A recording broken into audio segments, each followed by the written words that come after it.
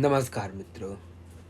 आज की इस वीडियो में हम बात करेंगे एफआईआर दर्ज करवाते समय या एफआईआर दर्ज करवाने के लिए लिखी जाने वाली एप्लीकेशन में क्या लिखें और क्या ध्यान देना है। तो जानने के लिए वीडियो को शुरू से लेकर आखिर तक अवश्य देखें, क्योंकि एफआईआर एप्लीकेशन लिखते समय कई लोगों से कई गलतियां हो जाती हैं या वे कई चीज़ें लिखना भूल जाते हैं जो कि एफआईआर के लिए अत्यंत महत्वपूर्ण होती हैं।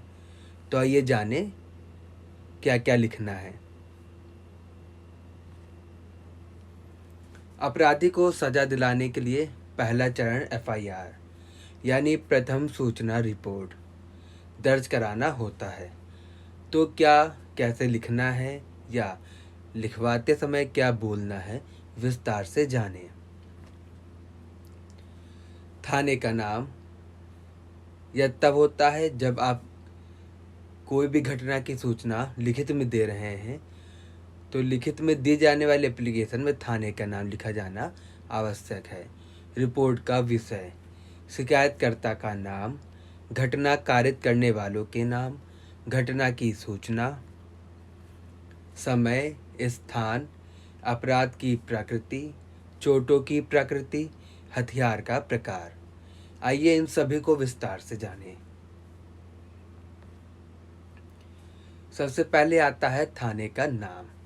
यदि किसी भी अपराध के संबंध में सूचना लिखित रूप में दी जा रही है, तो शिकायतकर्ता को अपने नज़दीकी उस थाने का नाम लिखना होगा जिस थाने में वह अपराध के संबंध में एफआईआर दर्ज कराने के लिए सूचना दे रहा है।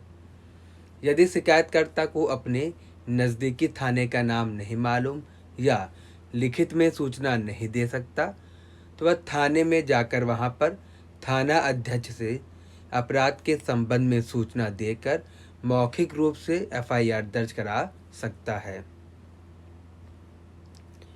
रिपोर्ट का विषय।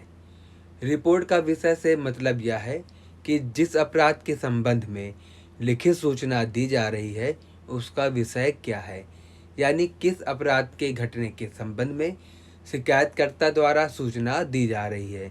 जैसे कि यहाँ कुछ उदाहरण हैं रिपोर्ट का विषय के संबंध में, जैसे कि चोरी, लूट, मारपीट, हत्या, अपहरण, बलात्कार, धमकी, अन्य आपराधिक कार्य। शिकायतकर्ता का नाम। एफआईआर लिखवाने के लिए दी जाने वाली एप्लीकेशन में शिकायतकर्ता का नाम स्पष्ट व सही लिखा जाना चाहिए। यहाँ शिकायतकर्ता से मतलब पीड़ित, पीड़िता के नाम से है जो किसी आपराधिक घटना के शिकार हुआ होता है। सीआरपीसी की धारा 154 में शिकायतकर्ता स्वयं पीड़ित व्यक्ति या उसके परिवार, रिश्तेदार या मित्र भी हो सकते हैं, लेकिन ऐसा बहुत ही कम देखने को मिलता है। अधिकतर एफआईआर दर्ज कराने के लिए दी जाने वाले आवेदन पत्र में यानी एप्लीकेशन में शिकायतकर्ता के नाम की जगह पीड़ित व्यक्ति का ही नाम होता है। घटना कारित करने वाले या वालों के नाम। प्रथम सूचना रिपोर्ट दर्ज करवाने का मुख्य उद्देश्य केवल अपराध कारित करने वाले या वालों को न्यायालय से दंडित कराना होता है। फौजदारी के मुकदमों में एफआईआर की एक अहम भूमिका होती है। यह महत्वपूर्ण होता है कि किसी भी अपराध में शामिल अपराध को कारित करने या अपराध में लगे हुए व्यक्ति या व्यक्तियों के नाम एफआईआर दर्ज कराने वाले आवेदन पत्र यानी एप्लीकेशन में लिखा जाना अति आवश्यक है, क्योंकि जो सूचना आप एफआईआर आवेदन पत्र में लिखते या मौखिक बोलते हैं वह एफआईआर रिपोर्ट में लिखी जाती है।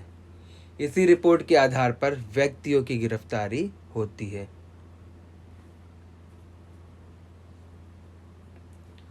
घटना की सूचना। घटना की सूचना से मतलब अमुक अपराध के किए जाने के संबंध में है वह संपूर्ण जानकारी जो अपराध के होने से संबंधित होती है, जैसे चोरी, लूट, अपहरण, हत्या जैसे अन्य अपराध हुए तो कैसे मालूम चला। घटना की सूचना यानी अपराध के घटित होने की जानकारी होती है।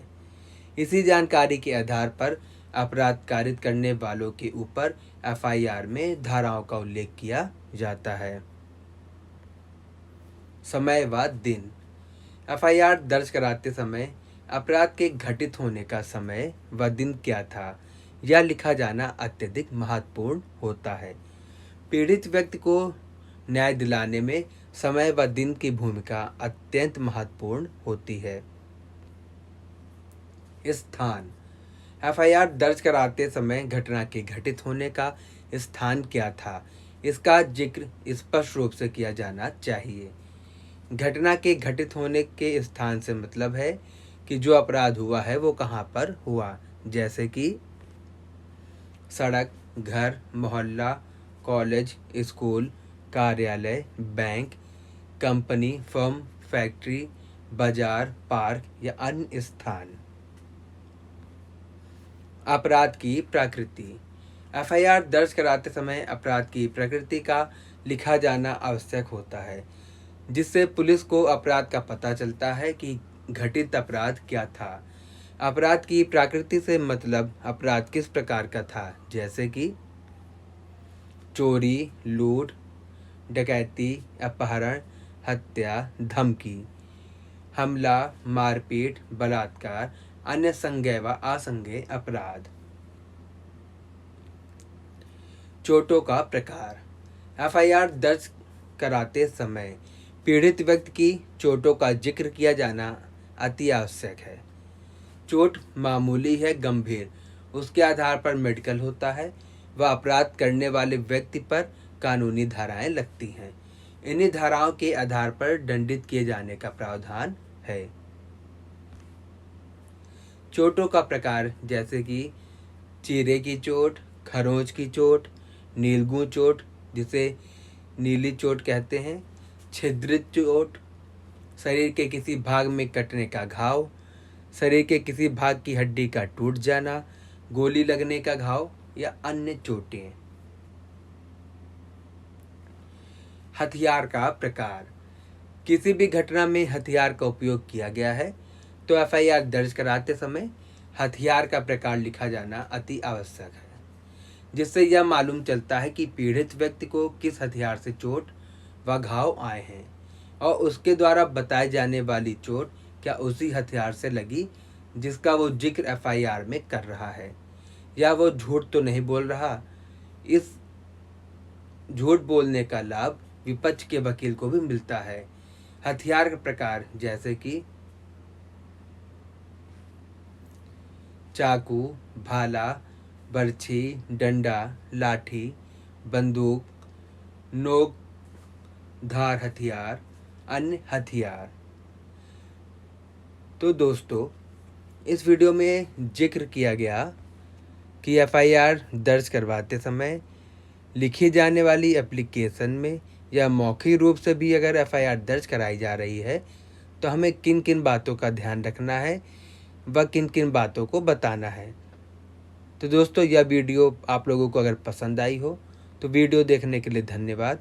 और अभी तक अगर आप लोगों ने हमारे चैनल को सब्सक्राइब नहीं किया है तो चैनल को सब्सक्राइब कर लें, ताकि आगे आने वाली वीडियो की अपडेट्स लगातार आपको मिलते रहें।